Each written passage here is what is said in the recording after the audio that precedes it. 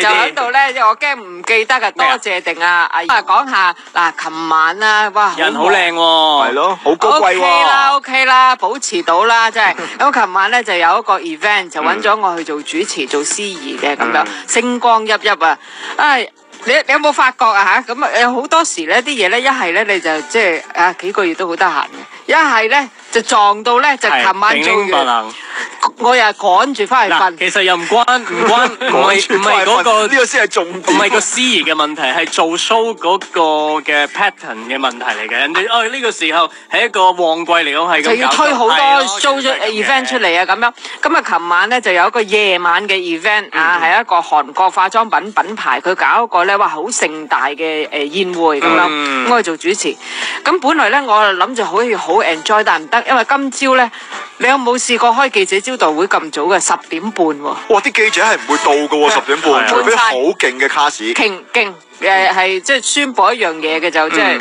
都不妨講下啦，就係邵氏咧，以前就拍好多電影㗎，咁樣就停咗一輪啦，係咪啊？咁啊我哋嘅邵逸夫先生就走去搞電視啦 ，TVB 搞到有聲有色，咁而家咧邵氏又會拍翻戲啦，咁樣但係佢揾嚟好多 partner， 咁樣咧就你數得出嘅電影界嘅老闆啊、院線嘅老闆啊，有啲演員啊、出名嘅導演啊，咁今日都有到咁樣，咁喺度就開咗一個記者招待會，所以我琴日咧就掛住啦，得咁大個 press conference， 你又頭痛㗎咯喎！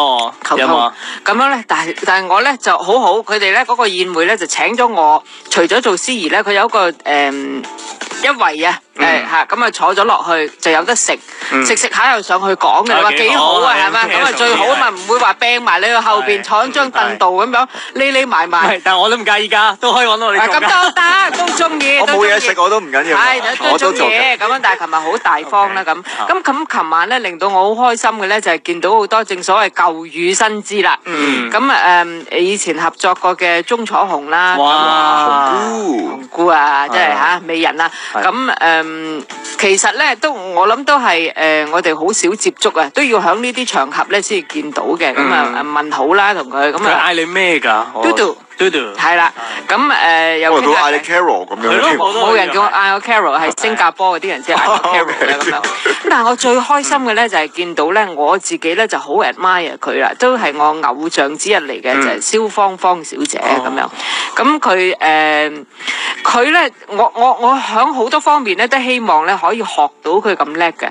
嗱，佢又係咧細個嗰陣時咧，好細個出嚟做童星，咁我冇做童星啊，咁佢冇機會咧讀正式嘅學校添。到後尾啦，佢自學係啦，咁啊到後尾佢到揾到一筆錢啦，20零歲啦，咁佢就走咗去外國度讀書嘅。咁佢啲英文係非常之好嘅喎。咁琴日咧有個 speech 咁樣，咁係英文嘅係完全冇問題。